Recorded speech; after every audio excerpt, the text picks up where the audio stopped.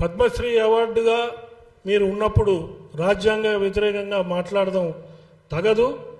అదేవిధంగా మీరు ఏదైతే వ్యాఖ్యలు చేశారో ఆ వ్యాఖ్యల్ని దయచేసి పెద్ద మనసుతోని అవగాహన తెచ్చుకొని విషయాలన్నీ ఈ ప్రెస్ మీట్ ద్వారా మీరు ఆ వ్యాఖ్యలు వెనక్కి తీసుకుంటారని చెప్పి మేము ఆశిస్తున్నాం.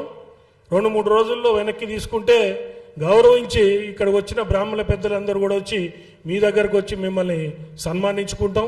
అదేవిధంగా మీరు వ్యాఖ్యలు వెనక్కి తీసుకోకుండా మొండిగా అవగాహన లేకుండా రాజ్యాంగేతర శక్తిగా మాట్లాడితే మాత్రం బ్రాహ్మణులు ఈరోజు ఐక్యమత్యం వచ్చింది. బ్రాహ్మణ సంఘాలన్నీ కలిసి ఈ భాషను ఒక వ్యవస్థను పెట్టుకున్నాయి. ఇప్పుడు బ్రాహ్మణులు తిరుగుబాటు చేసే స్టేజ్కి వచ్చారు. దయచేసి నిరసన కార్యక్రమాలు ప్రజాస్వామ్యయుతంగా మేము చేయటానికి రెడీగా ఉన్నాం. ఒకవేళ మీరు వ్యాఖ్యలు వెనక్కి తీసుకోకపోతే బ్రాహ్మణులు లోకా సమస్త సుఖినో భవంతు, మీరు 100 ఏళ్ళు బతకండి, సంతోషంగా ఉండండి, దీవించే బ్రాహ్మణ్యంలో ఒక మూలన పరశురాముడి అంశ కూడా ఉంటుంది.